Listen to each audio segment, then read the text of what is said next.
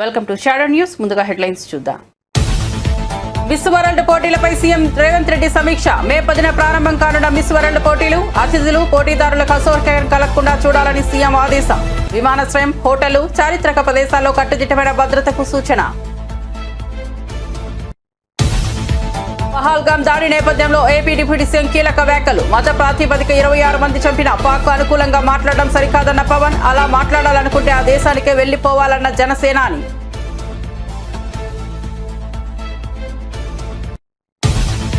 ఉగ్రదాడి నేపథ్యంలో మోదీకి రాహుల్ గాంధీ లేఖ. పార్లమెంట్ కు ప్రత్యేక సమావేశం వెంటనే ఏర్పాటు చేయాలని కోరిన రాహుల్. దాడి బాధితులకు నివాళి, భవిష్యత్ చర్చలపై చర్చకు పిలుపు. ఉగ్రవాదంపై దేశం ఐక్యత చాటాలని లేఖలో విజ్ఞప్తి. పార్టీలో ఉన్న ప్రతి ఒక్కరూ ధోనిలా తయారు కావాలన్న జగన్. వైసీపీ జిల్లా అధ్యక్షులతో పార్టీ అధినేత వైఎస్ జగన్ సమావేశం. పార్టీని క్షేత్రస్థాయిలో బలోపేతం చేయడంపై ప్రధాన చర్చ. ప్రతిపక్షంలో చురుకైన పాత్ర పోషించాలని నేతలకు పిలుపు. నాడు కేసీఆర్ తో ఆమరణ దీక్ష చేయించింది మేమే అంటూ జగ్గారెడ్డి సంచలన వ్యాఖ్యలు. కేసీఆర్ సభ విజయవంతం కావడానికి కాంగ్రెస్ కారణమన్న జగ్గారెడ్డి. కాంగ్రెస్ పాలనతోనే రాష్ట్రంలో శాంతి, స్వేచ్ఛ నెలకొన్నాయని వ్యాఖ్య.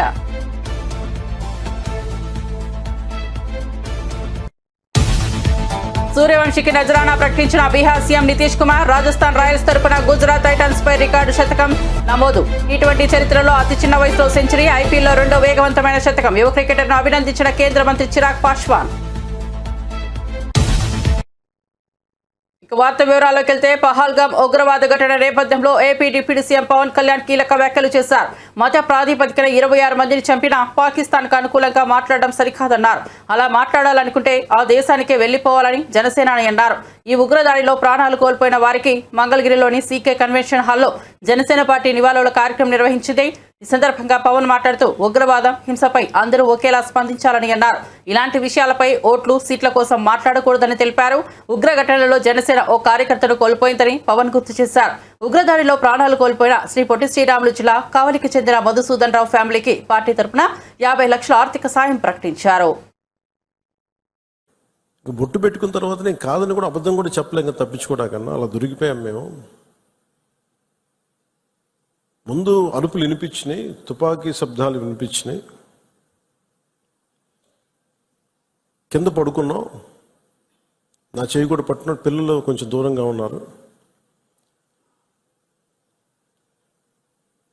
ఇదంతా కుటుంబం దాదాపు అలాగే ఆ గ్రౌండ్లో దాదాపు ఆ ఏరియాలో 400 నుంచి 500 మంది ఉండిపోయారు టూరిస్టులు.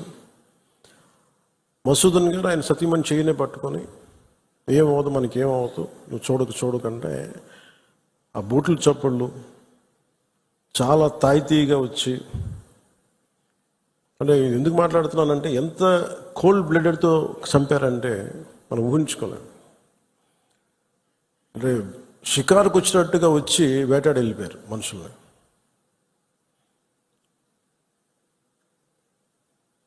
మనకి ఏమవ్వదు అని అలా అంటుంటే బూట్ల శబ్దాలు ఆగినాయి. ఆవిడకి తెలిసిందల్లా తుపాకీ శబ్దాలు వినిపించినాయి.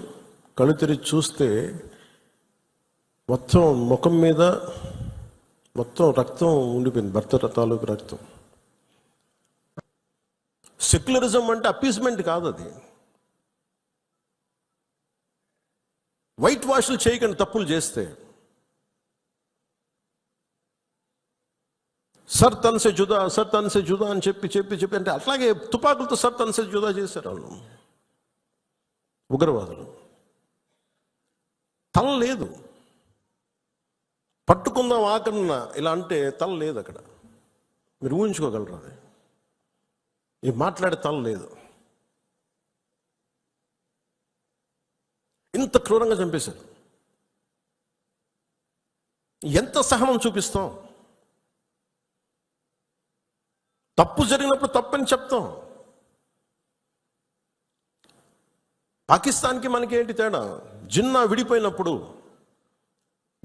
మేము పాకిస్తాన్లో అందరినీ సమానంగా ఆదరిస్తామని చెప్పారు. హిందువులు ఎల్లక్కర్లేదు, ఆదరిస్తామని చెప్పారు.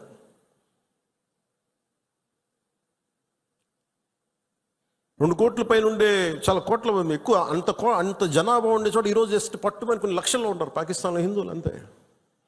బట్ వేరస్ మన దేశంలో పాకిస్తాన్లో ఎంత జనాభా ఉందో ముస్లిం జనాభా అంత జనాభా ఇక్కడ ఉంది. That's what India is. అంటే మనం నిజంగా ఈ సోకాల్ సూడో సెక్యులర్ వాదులు చెప్పిన విధానంగానే అయితే నిజంగా అసలు ఇంతమంది ముస్లిం పాపులేషన్ ఉంటుందా? ఇంత వివక్ష చూపించే దేశం అయితే, హిందువులే నిజంగా వివక్ష చూపించే దేశమే అయితే ఇన్ని లక్షల మంది ఉండగలరా? అసలు ఇన్ని కోట్లాది మంది జనం ఉండగలరా? పాకిస్తాన్లో ఎంత ముస్లిం జనాభా ఉందో భారతదేశం అంతే ముస్లిం జనాభా ఉందో. అదా అంత వివక్ష హిందువులకి ఎందుకు ఉంటుంది? హిందూస్ అక్కడెక్కడెక్కడ కొంతమంది నాయకులు ఉన్నారేమో, మనకు తెలియదు. సంఘటనలు జరుగుతూ ఉంటాయి.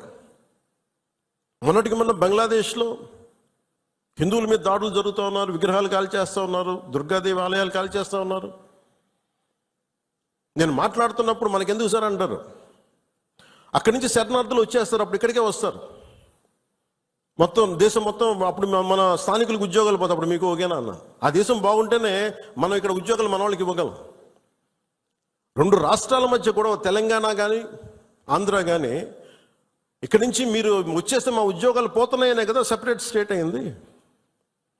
అలాంటిది ఎక్కడి నుంచో శరణార్థులు వాళ్ళ యుద్ధ పరిస్థితులు వాళ్ళ వాతావరణ పరిస్థితులు బాగలేక మనకు వచ్చేస్తే అది మనకు అదనపు భారం, అది దేశానికి కూడా. ప్రతిష్టాత్మక మిస్ వరల్డ్ 2025 పోటీలకు హైదరాబాద్ నగరం ఆతిథ్యం ఇవ్వనున్న నేపథ్యంలో రాష్ట్ర ప్రభుత్వం ఏర్పాట్లపై ప్రత్యేక దృష్టి సారించింది. ఈ క్రమంలో ముఖ్యమంత్రి రేవంత్ రెడ్డి సమీక్షా సమావేశం నిర్వహించారు.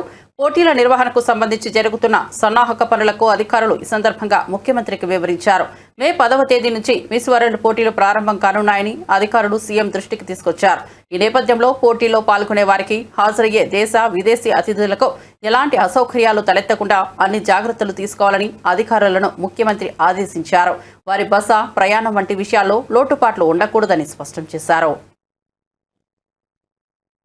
తెలంగాణ సీఎం రేవంత్ రెడ్డి రాష్ట్రంలో రైతులు, నిరుద్యోగులు, ప్రజలు ఎదుర్కొంటున్న సమస్యలపై సమీక్షించాలి కానీ అందాల పోటీలపై సమీక్షలు చేయడం సరికాదని ఎమ్మెల్యే కేపీ వివేకానందగౌడ్ విమర్శించారు. ప్రజల కష్టాలను పట్టించుకోవడం ప్రభుత్వ ప్రధాన బాధ్యత అని తెలిపారు. ప్రజా సంక్షేమానికి సంబంధించిన అంశాలను పక్కన పెట్టి అనవసర విషయాలపై సమీక్షలు నిర్వహించడం బాధాకరమని ఆయన ఆవేదన వ్యక్తం చేశారు. రైతు రుణమాఫీ, విద్యుత్ సరఫరా, ఉద్యోగాల భర్తీ వంటి ప్రధాన సమస్యలపై ప్రభుత్వం తక్షణమే దృష్టి సారించాలని డిమాండ్ చేశారు. ప్రజల ఆకాంక్షలను నిర్లక్ష్యం చేయవద్దని సూచించారు. చాలా స్పష్టంగా ముఖ్యమంత్రి గారు ఈరోజు అక్కడ కూర్చొని అందాల పోటీలపైన సమీక్షిస్తా ఉన్నారు.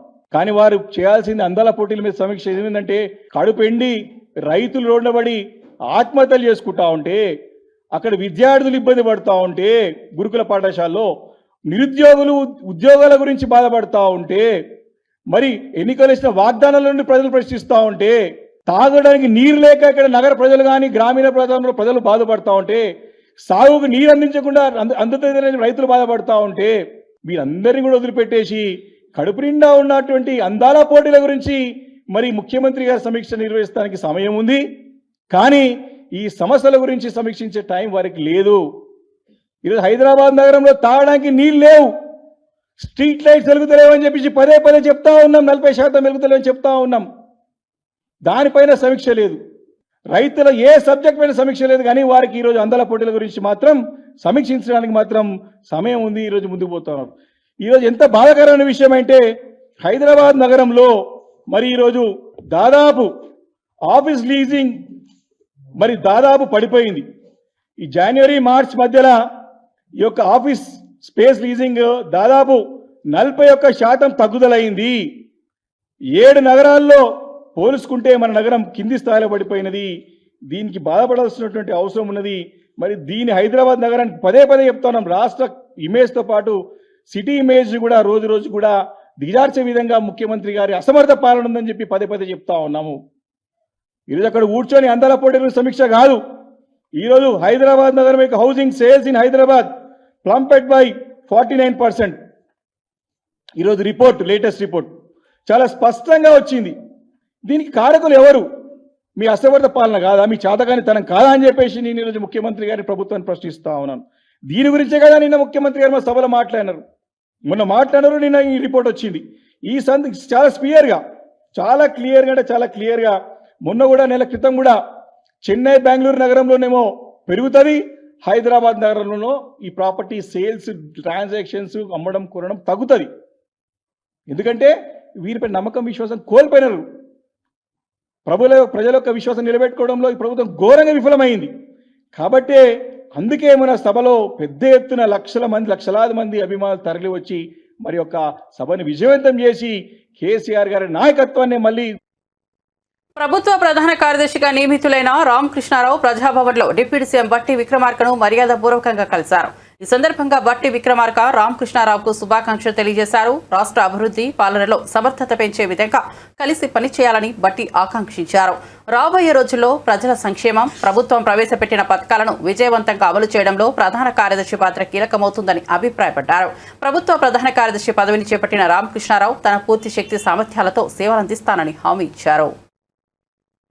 జమ్మూ కాశ్మీర్లోని పహల్గాంలో ఇటీవల జరిగిన ఉగ్రదాడి ఘటన తీవ్ర కలకలం రేపిన నేపథ్యంలో కాంగ్రెస్ పార్టీ కీలక నేతలు ప్రధానమంత్రి నరేంద్ర మోదీకి లేఖ రాశారు. లోక్సభలో ప్రతిపక్ష నేత రాహుల్ గాంధీ, ఏఐసీసీ అధ్యక్షుడు మల్లికార్జున ఖర్గే సంయుక్తంగా ఈ లేఖను పంపారు. పహల్గాం దాడి పరిణామాలపై చర్చించేందుకు వీలైనంత త్వరగా పార్లమెంట్ ఉభయ సభల ప్రత్యేక సమావేశాన్ని ఏర్పాటు చేయాలని వారు తమ లేఖలో ప్రధానిని కోరారు. ఉగ్రవాదానికి వ్యతిరేకంగా భారతదేశం యావత్తు ఐక్యంగా నిలుస్తుందనే బలమైన సందేశాన్ని ప్రపంచానికి అందించాల్సిన అవసరం ఉందని రాహుల్ ఖర్గే తమ లేఖలో నొక్కి చెప్పారు. పహల్గాం ఉగ్రదాడిలో అసూలు బాసిన వారికి సభ నివాళులర్పించాలని, భవిష్యత్తులో ఇలాంటి దాడులు పునరావృతం కాకుండా తీసుకోవాల్సిన కట్టుదిట్టమైన భద్రతా చర్యలపై పార్లమెంటు వేదికగా సమగ్రంగా చర్చించాలని వారు విజ్ఞప్తి చేశారు. బీఆర్ఎస్ పార్టీ అధినేత కేసీఆర్ 2009 నాటి దీక్షపై టీపీసీసీ వర్కింగ్ ప్రెసిడెంట్ జగ్గారెడ్డి సంచలన వ్యాఖ్యలు చేశారు. తెలంగాణ కోసం కేసీఆర్ ఉద్యమం చేశారని, కష్టాలు పడ్డారని అందులో ఎవరికీ అనుమానం లేదని ఆయన అన్నారు. అయితే తెలంగాణ కోసం ఆయన దీక్ష చేస్తున్న సమయంలో ఒకానొక దశలో వెనక్కు తగ్గే పరిస్థితి కనిపించిందని, ఆ సమయంలో తెలంగాణ కాంగ్రెస్ నేతలందరూ కలిసి కోదండరాం, మందకృష్ణ మాదిగ వంటి వారి ద్వారా ఆయనతో ఆమరణ నిరాహార దీక్షకు కొనసాగింపజేశామని తెలిపారు. తాను నిజమే చెబుతున్నానని ఆయన స్పష్టం చేశారు. బస్సుకు రిపేర్ రాదు, 16 నెలలు పండుకున్నాం ఏడన్నా అని అడుగుతున్నది కాంగ్రెస్ పార్టీ కేసీఆర్ గారు. అంటే ఇక అది మనం పెద్దగా అది ప్రధానికి ప్రతి చిన్నదాన్ని మనం చెప్పొద్దు, మేజర్ పాయింట్కి చెప్తా. ఇంకేదంటే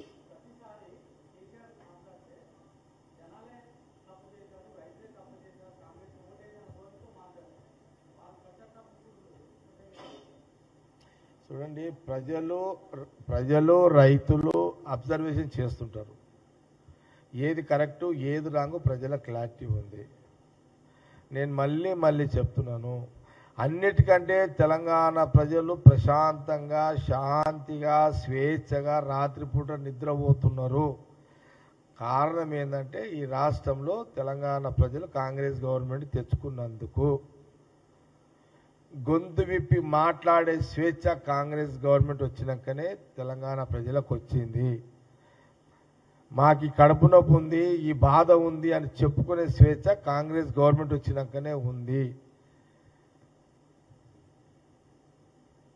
గతంలో కూడా నేను చెప్పిన ఈరోజు సెక్రటేరియట్లో సచివాలయంలో పొద్దున్న 10:30కు స్టార్ట్ అయితే సాయంత్రం 8 గంటల వరకు కూడా వివిధ జిల్లాల నుంచి డైరెక్ట్గా ప్రజలు ఆ సెక్షన్లలో పనులుంటే స్వతంత్రంగా వచ్చి పనులు చేసుకునే ఒక స్వేచ్ఛని ఈరోజు కాంగ్రెస్ గవర్నమెంట్ సీఎం రేవంత్ రెడ్డి గారు కల్పించారు. ఇది నిజము, ఇది అందరూ తెలుసు. గతంలో సచివాలయంలో కూడా ఎంట్రీ లేకుండే, మీ మీడియా కూడా ఎంట్రీ లేదు. మీరే సాక్ష్యం, మీడియానే సాక్ష్యం. కాంగ్రెస్ మీడియా సాక్ష్యము, బీఆర్ఎస్ మీడియా, బీజేపీ మీడియా. ఈరోజు సచివాలయంలో ఒక కాంగ్రెస్ మీడియా పోతలేదు, బీజేపీ మీడియా, కమ్యూనిస్టుల మీడియా, బీఆర్ఎస్ మీడియా, అన్ని రాజకీయ పార్టీల మీడియాలు కూడా ఈరోజు సచివాలయంలో సెక్షన్లలో తిరుగుతున్నారు. అంటే ఈరోజు కాంగ్రెస్ గవర్నమెంట్ ఉండడం వల్లనే, ఈ నిర్ణయం సీఎం రేవంత్ రెడ్డి గారు తీసుకోవడం వల్లనే అనేది దానికి సాక్ష్యము మీడియా ప్రతినిధులే. అనేక సందర్భాల్లో అన్ని పార్టీల media reporters, electronic media, print media వాళ్ళు ఏమనే వాళ్ళంటే సచివాలయంలో వైసీపీ అధినేత జగన్ పార్టీ పునర్నిర్మాణంపై దృష్టి సారించారు. ఇందులో భాగంగా పార్టీ జిల్లా అధ్యక్షులతో ఆయన కీలక సమావేశం నిర్వహించారు. పార్టీని క్షేత్రస్థాయిలో మరింత బలోపేతం చేసేందుకు అనుసరించాల్సిన వ్యూహాలు, ప్రతిపక్షంగా సమర్థవంతంగా పనిచేయాల్సిన తీరుపై ఆయన నేతలకు దిశానిర్దేశం చేశారు. ఈ సందర్భంగా జగన్ మాట్లాడుతూ ప్రతిపక్షంలో ఉన్నప్పుడే నాయకుల్లో ఉండే నిజమైన నాయకత్వ ప్రతిభ బయటపడుతుందని అన్నారు. భారీ లక్ష్యం ఉన్నప్పుడే బ్యాట్స్మెన్ ప్రతిభ ఏంటో తెలుస్తుంది. అప్పుడే అతడు ప్రజలకు ఇష్టమైన ఆటగాడవుతాడు. రాజకీయాల్లో కూడా ఇది అంతే. ప్రతిపక్షంలో మనం చేసే పనుల ద్వారానే మనల్ని మనం నిరూపించుకుంటాం. ప్రజల్లో, పార్టీలో గౌరవం, ఇమేజ్ పెరుగుతాయి. మన పనితీరులోనే మన్ననలు పొందగలుగుతామని తెలిపారు. అందరూ ధోనిలా తయారు కావాలని పిలుపునిచ్చారు.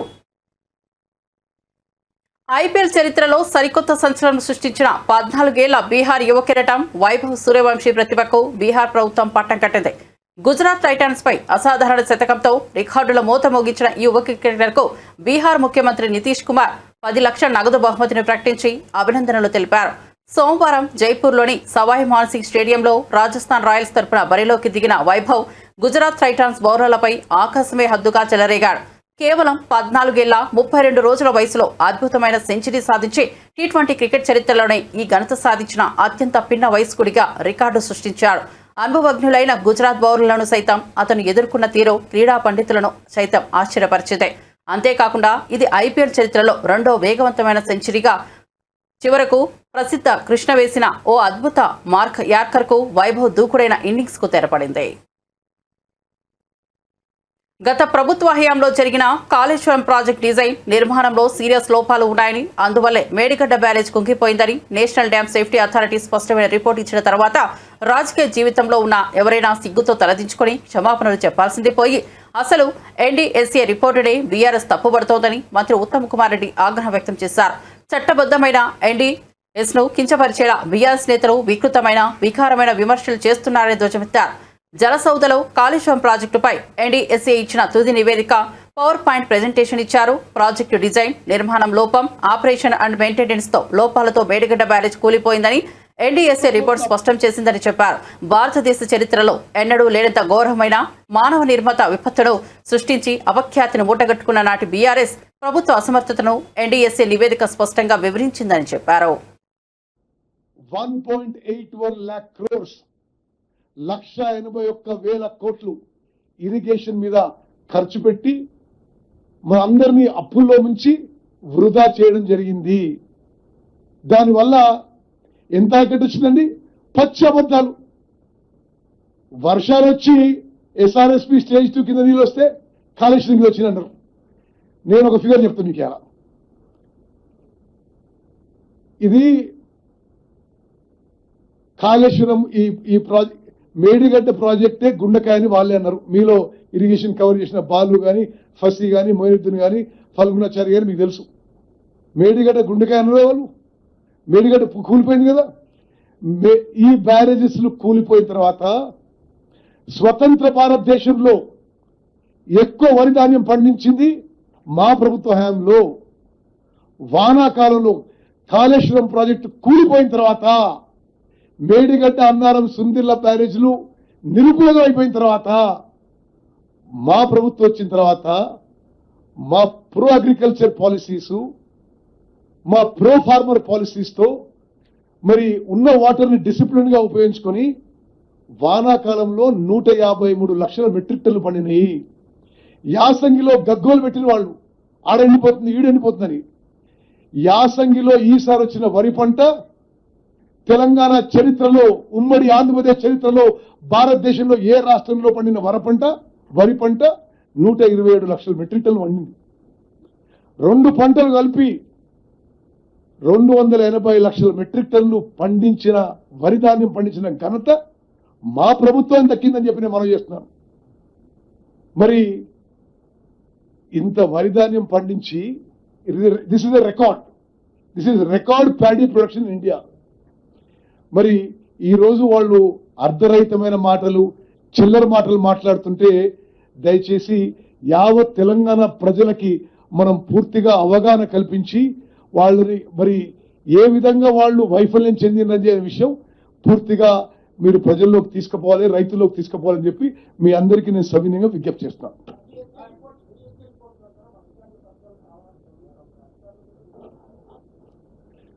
అన్ని విధాలుగా చర్యలు తీసుకుంటాం. ఎన్డీఎస్ఏ రిపోర్ట్ వచ్చి 2 రోజులు అయింది కదా. ఓకే, మేము దాని ముందు మరి ఆ ఏం చర్యలు ఎట్లా ముందుకు పోవాలనేది క్యాబినెట్లో చర్చించేస్తాం.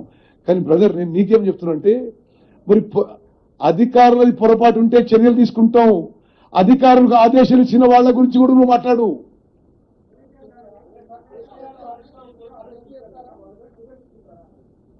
చట్టపరంగా ఎవరు పొరపాటు చేస్తే తెలంగాణ మంత్రి ఉత్తమ్ కుమార్ రెడ్డిని ఎదుర్కొంటానని మాజీ మంత్రి ఎమ్మెల్యే జగదీష్ రెడ్డి బహిరంగ సవాల్ విసిరారు. ఇప్పటి వరకు ప్రభుత్వం ఎంత వడ్ల కొనుగోలు చేసింది, ఎంత బోనస్ ఇచ్చిందో ప్రజలకు లెక్క చెప్పాలని డిమాండ్ చేశారు. రైతులకు మద్దతుగా మాట్లాడుతున్నట్టు చూపించి వాస్తవాలు దాచిపెట్టడం తగదని విమర్శించారు. కాంగ్రెస్ ప్రభుత్వం ఖాళీ హామీలకే పరిమితమైందని, నిజమైన రైతు బంధువులు ఎవరన్నా దాన్ని ప్రజలు త్వరలోనే నిర్ణయిస్తారని స్పష్టం చేశారు. రైతుల ఆకాంక్షలు నెరవేర్చే విధంగా చర్యలు తీసుకోవాలని సూచించారు. రుణమాఫీ మేమంతా చెప్పింది చేసినాం, అన్ని అమలు చేసినాం. కొంచెం సిగ్గాన్ని ఉండాలి మాట్లాడడానికి. రుణమాఫీ గురించి మీరు మాట్లాడింది ఏంటి చేయాలా? మొట్టమొదటి రోజు స్టేట్ లెవెల్ బ్యాంకర్స్ కమిటీలో బట్టి విక్రమార్క పెట్టినాడు మీటింగు. 49,600 కోట్లు మీరు చెప్పింది. రాష్ట్ర రైతాంగానికి విజ్ఞప్తి చేస్తా ఉన్నా, ఒక్కసారి జాగ్రత్త వినండి. మొదటి రోజు చెప్పింది 49,600 కోట్లు.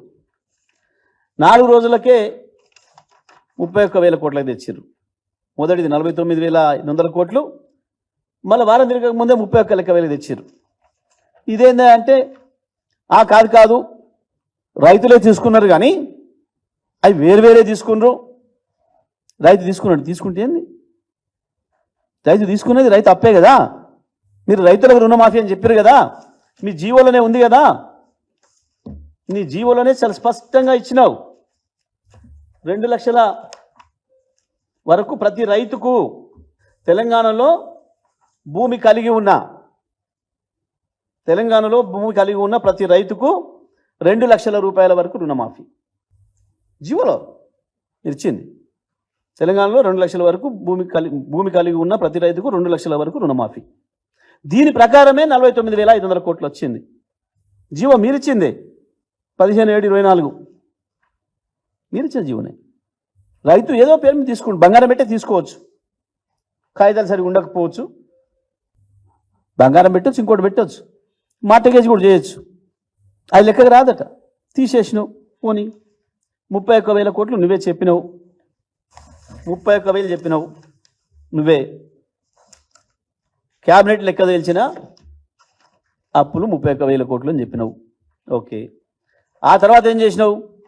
మళ్ళీ బడ్జెట్ కాడికి వచ్చేవరకే 26,000 కోట్లు చేసినావు. బడ్జెట్లో 26,000 కోట్ల కేటాయింపు. ఓకే, నీ లెక్కే. ఇవాళ ఏం మాట్లాడుతున్నావు? 3 విడుదలలో నువ్వు విడుదల చేసినా అని చెప్పిన డబ్బు 17,933 కోట్లు నువ్వు చెప్పింది. కానీ ఇవాళ ఏం మాట్లాడుతున్నారు? 21,000 కోట్లు అప్పుడే మాఫీ చేసినాం. చివరికి ఏం చెప్పాను మొన్న? మొత్తం రుణమాఫీ అయిపోయింది. ఎవడు చూసినా మొత్తం రుణమాఫీ అయిపోయిందని మాట్లాడుతున్నాడు. సిగ్గు మీకుండాలి. సిగ్గు తప్పిన మాటలు మాట్లాడుతుంది మీరు, లజ్జ తప్పిన మాటలు మాట్లాడుతుంది మీరు. ఇన్ని అబద్ధాలు, ఇన్ని మాట మార్చిన ఏదో ఎవడు లేడు ప్రపంచంలో. భారత్ బచావో సంస్థ ప్రతినిధులు గాదె ఇన్నయ్య, డాక్టర్ ఎంఎఫ్ గోపీనాథ్, జంజర్ల రమేష్ బాబు సోమవారం ప్రజాభవన్లో మంత్రి సీతక్కను మర్యాదపూర్వకంగా కలిసి మాట్లాడారు. ఈ సందర్భంగా ఆపరేషన్ కాగాను వెంటనే నిలిపివేయాలని మంత్రి సీతక్కకు విజ్ఞప్తి చేశారు. ఈ కార్యక్రమం కారణంగా సమాజంలో ఏర్పడుతున్న అనుకూలత ప్రతికూలతలను వివరించారు. ప్రజాహితాన్ని దృష్టిలో ఉంచుకొని ఆపరేషన్ నిలిపివేయాలన్న డిమాండ్ను ఉంచారు. మంత్రి సీతక్క వినతిని సహానుభూతితో విన్న ఈ అంశంపై సంబంధిత అధికారులతో చర్చించి సానుకూల నిర్ణయం తీసుకోవడానికి తన వంతు ప్రయత్నం చేస్తారని మంత్రి హామీ ఇచ్చారు. మాజీ ముఖ్యమంత్రి కేసీఆర్ పిల్లలు అసెంబ్లీకి వస్తే పాలపీక, డైపర్లు అందిస్తామని Telangana food corporation chairman Faheem ఎద్దేవా చేశారు. బీఆర్ఎస్ రజతోత్సవ సభలో కేసీఆర్ మాట్లాడుతూ కాంగ్రెస్ నేతలు తనను అసెంబ్లీకి రావాలని అడుగుతున్నారని, మా పిల్లలకే సమాధానం చెప్పలేకపోతున్నారు, నేనెందుకు అని వ్యాఖ్యానించారు. దీనిపై కాంగ్రెస్ నేత ఫహీం స్పందిస్తూ బీఆర్ఎస్ నేతలకు కౌంటర్ ఇచ్చారు. ఈ సందర్భంగా ఆయన గాంధీభవన్లో ఏర్పాటు చేసిన మీడియా సమావేశంలో మాట్లాడుతూ అసెంబ్లీకి నేను రావాలా, నా పిల్లలను పంపిస్తా అని కేసీఆర్ మాట్లాడుతున్నారని, గత 2-3 అసెంబ్లీ సెషన్లో మాట్లాడడానికి సీఎం రేవంత్ రెడ్డి నిలబడితేనే మీ పిల్లలకు తడిచిపోయిందని ఘాటు వ్యాఖ్యలు చేశారు. స్పష్టంగా కనిపించింది కేసీఆర్ మాటల్లో. ఎందుకంటే కేసీఆర్ గారు వాళ్ళ ప్రభుత్వం బీఆర్ఎస్ పార్టీ 10 ఏళ్ళు ప్రభుత్వంలో ఉంటే 14లో ఇచ్చిన ఎన్నికల మేనిఫెస్టో 18లో ఇచ్చిన ఎన్నికల మేనిఫెస్టో చూస్తే ఆయన ఏం చేసిండో గత 10 సంవత్సరాల్లో చెప్పకుండా కాంగ్రెస్ పార్టీ 15 నెలల్లో ఏం చేస్తుందో చేస్తలేదో చెప్పుకుంటూ వచ్చారు. కానీ ఈరోజు ప్రజలు ఆమోదం ఇచ్చిన ప్రజాప్రభుత్వం రేవంత్ రెడ్డి గారు ఈరోజు ప్రజల పక్షాన నుంచొని ప్రతిపక్షంలో పోరాటం చేసి కేసులు ఎన్ని వేసినా ఆయనను ఎన్ని ఇబ్బందులు పెట్టినా తట్టుకొని ఈరోజు ప్రజలు ఆమోదిస్తే ఈరోజు కాంగ్రెస్ పార్టీ అధికారంలో వచ్చింది. మేము వచ్చిన తర్వాత అనేక పథకాలు 6 గ్యారంటీలో మీరు చూశారు. ఫ్రీ బస్ ఒకటి ఇచ్చాము, 200 యూనిట్లు కరెంట్ ఒకటి ఇచ్చాము, మళ్ళీ సన్న బియ్యం ఇచ్చాము. అదేవిధంగా అనేక అభివృద్ధి కార్యక్రమాలు దాదాపు 27 అభివృద్ధి కార్యక్రమాలు మేము 15 నెలల్లో చేస్తున్నామని కూడా ఒక శ్వేతాపత్రం పాంప్లెట్ వేసి కూడా మేము ప్రజలందరికీ కూడా మేము ఒక కార్యక్రమాలు పెట్టుకొని వెళ్తూ చూపిస్తున్నాం. ఇదన్నీ చూస్తున్నాం. 27 అభివృద్ధి కార్యక్రమాలు ఈరోజు ఈ ప్రభుత్వం వచ్చిన తర్వాత ప్రజలకు చేస్తున్నామని కూడా మేము చెప్తున్నాం. ముఖ్యంగా కేసీఆర్ గారు అంటున్నారు కాంగ్రెస్ ప్రభుత్వం 15 నెలల నుంచి ఏం చేయలేదని. మీరు 2014 ఇచ్చిన హామీలు ఏమైనాయి? కేజీ టు పీజీ ఉచిత విద్య ఏమైంది? 3 ఎకరాల దళితులకు భూమి అన్నారు, ఏమైంది? దళిత ముఖ్యమంత్రి ఏమైంది?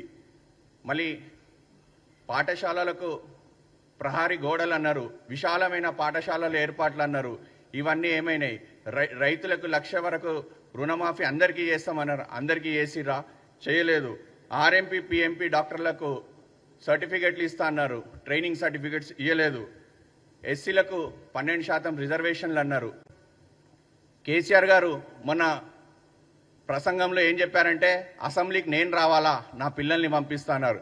కరెక్టే, మీ పిల్లల్ని పంపించండి. ఈసారి సెషన్లో 2-3 సెషన్లలో మీరు చూసిర్రు, మా ముఖ్యమంత్రి గారు లేచి ఏదైతే ప్రజలకు అభివృద్ధి కార్యక్రమాలు ప్రభుత్వం చేస్తున్న కార్యక్రమాలు చెప్పుకుంటేనే మా ముఖ్యమంత్రి లేస్తేనే మీ పిల్లలకు తడుస్తుంది. అందుకే ఈసారి అసెంబ్లీ సెషన్ ఎప్పుడు ఉంటుందో మీ పిల్లలు కేటీఆర్ హరీష్ రావు అయినా ఇంకెవరన్నా ఉంటే లిస్ట్ ఇస్తే వాళ్ళ అసెంబ్లీ సెషన్కి వస్తుంటే ఫుడ్ కార్పొరేషన్ చైర్మన్గా నేను వాళ్లకు బూస్ట్, హార్లిక్స్, కేటీఆర్ గురించి ప్రత్యేకంగా ఒక పాలపీక, మళ్ళీ ఒక Cerelac, Tillu baby, KTR Tillu baby గురించి డైపర్లు కూడా ఇస్తానని కూడా తెలుస్తున్నాను. మీరు ఈ అసెంబ్లీ సెషన్లో కేసీఆర్ చెప్పినట్టు మా పిల్లలంటే కేటీఆర్ హరీష్ రావు అయినా ఇంకెవరన్నా పిల్లలు ఉంటే వాళ్ళ లిస్ట్ మాకు ఇస్తే ఈ అసెంబ్లీ సెషన్లో ఇవన్నీ కూడా అందరికీ వాళ్ళ ఎమ్మెల్యేలు ఎవరెవరు ఉన్నారో లిస్ట్ ఇస్తే వాళ్ళందరికీ కూడా ఇవన్నీ అందరికీ ఇస్తాము. కేసీఆర్ అన్నట్టు వాళ్ళ పిల్లలు ఎవరు, కేటీఆర్ హరీష్ రావా లే అందరు ఎమ్మెల్యేలా అని స్పష్టంగా కేసీఆర్ ఈరోజు మాకు చెప్తే లిస్ట్ ఇస్తే వాళ్ళందరికీ నెక్స్ట్ అసెంబ్లీ సెషన్లో ఇవన్నీ కూడా ఇస్తాం. డైపర్లు. రాష్ట్ర శాసనసభ ప్రాంగణంలో రాజ్యసభ అభ్యర్థిగా కూటమికి చెందిన శ్రీ వెంకట సత్యనారాయణ పాక రిటర్నింగ్ అధికారి శ్రీమతి వనితారానికి నామినేషన్ పత్రాలు అందజేస్తున్న దృశ్యాలు. నామినేషన్ పత్రాల దాఖల కార్యక్రమంలో కేంద్ర పరిశ్రమల శాఖ సహాయ మంత్రి భూపతిరాజు శ్రీనివాస్ వర్మ, రాష్ట్ర వైద్య ఆరోగ్య శాఖ మంత్రి శ్రీ సత్యకుమార్ యాదవ్, ఎమ్మెల్సీ శ్రీ సోము వీర్రాజు, శాసనసభ్యులు శ్రీ ధర్మరాజు తదితరులు ఈ కార్యక్రమంలో పాల్గొన్నారు. మరిన్ని అప్డేట్స్ కోసం చూస్తూనే ఉండండి షాడో న్యూస్.